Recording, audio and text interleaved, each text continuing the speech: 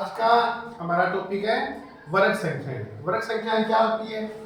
जब किसी संख्या को उसी संख्या से जो गुणा करते हैं तो जो गुणनफल हमें प्राप्त होता है उस गुणनफल को हम क्या बोलते हैं? वर्ग संख्या। इन इंग्लिश में हम बोलते हैं स्क्वायर नंबर।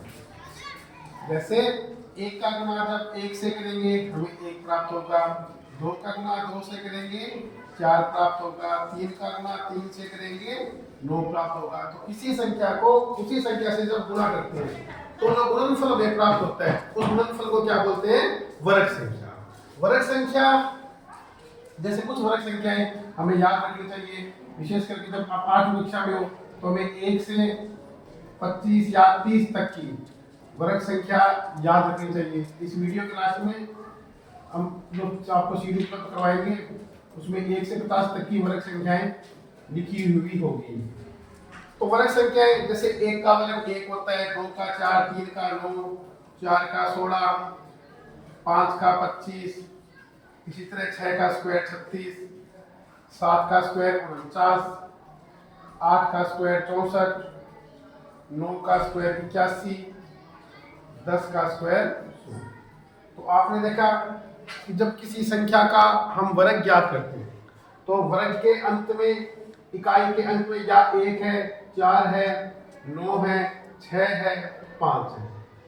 आपने देखा कि वर्ग संख्या के इकाई के अंक में आपको 1 मिल गया, 4 मिल गया, 9 मिल गया, 6 मिल गया, 5 मिल गया, 0 मिल गया। आपने देखा कि किसी भी संख्या का, किसी भी वर्ग संख्या का, किसी भी वर्ग संख्या का, पूर्ण वर्ग संख्या का, किसी भी पूर्ण वर्ग संख्या का इकाई अंक 2, 3, 7 और 8 होने चाहिए। किसी पूर्ण वर्ग संख्या का इकाई का अंक, इकाई समझते हैं हम, जैसे 100 ये इकाई का अंक, ये ढाई का अंक। तो किसी भी पूर्ण वर्ग संख्या का इकाई का जो अंक है वो क्या नहीं होता? 2 नहीं होता, 3 नहीं होता, 7 नहीं होता और 8 नहीं होता।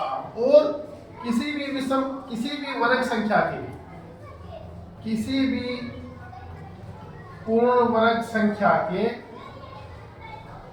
अंत में, संख्या के अंत में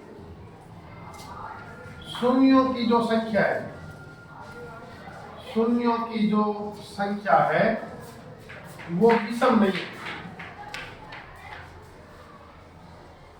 किसी भी पूर्ण वर्ग संख्या के अंत में जो शून्य की संख्या है वो विषम नहीं होती। मतलब अगर कोई संख्या पूर्ण वर्ग संख्या है तो या तो उसके लास्ट में आपको 2 जीरो मिलेंगे या उसके लास्ट में 4 जीरो मिलेंगे।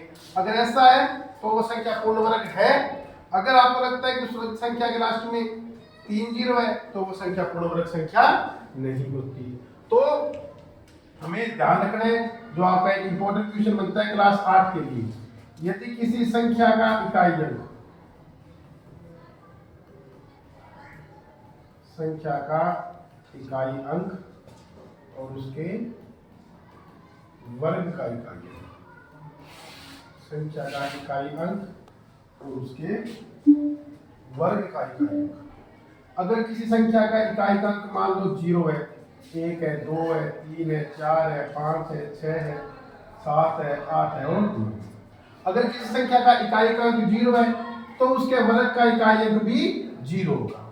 अगर किसी संख्या का इकाई अंक 1 है तो उसके वर्ग का इकाई अंक 1 होगा। अगर किसी संख्या के वर्ग इकाई अंक 2 है तो उसके वर्ग का इकाई अंक 4 होगा। किसी संख्या का इकाई अंक 3 है तो उसके वर्ग का इकाई अंक 9 होगा। अगर किसी संख्या का इकाई अंक 4 है तो वर्ग का 6, 5 है तो 5, 6 है तो 6, 7 है तो 9, 8 है तो 4 और 9 है तो 1। देखिए किसी भी पूर्ण वर्ग संख्या का इकाई अंक आपने देखा कि ना तो कभी 2 है, ना कभी 3 है, ना कभी 7 है, ना कभी 8 है। आपके 8वीं कक्षा में एक ऑब्जेक्टिव टाइप के एक लाइन में क्वेश्चन जरूर आएगा, क्या ये संख्या पूर्ण वर्ग है या नहीं? ये जो संख्या है ये पूर्ण वर्ग है या नहीं? इस संख्या का इकाई अंक क्या है? 2। तो किसी संख्या के अगर इकाई अंक 2 होता है तो वो पूर्ण वर्ग संख्या नहीं। जो संख्या पूर्ण वर्ग होती है उनके अंक में आपको 0, 1, 4, 2, 6 और 5 मिलेंगे। आगे की क्लास में, अगली क्लास में हम पढ़ेंगे कि वर्ग हम ज्ञात कैसे करते हैं, वर्गमूल ज्ञात कैसे करते हैं, पूर्ण वर्ग संख्याओं का वर्गमूल ज्ञात करना और ज्ञात करने की अभाज्य गुणनफल विधि, वर्गमूल विधि। आज की क्लास के लिए थैंक यू।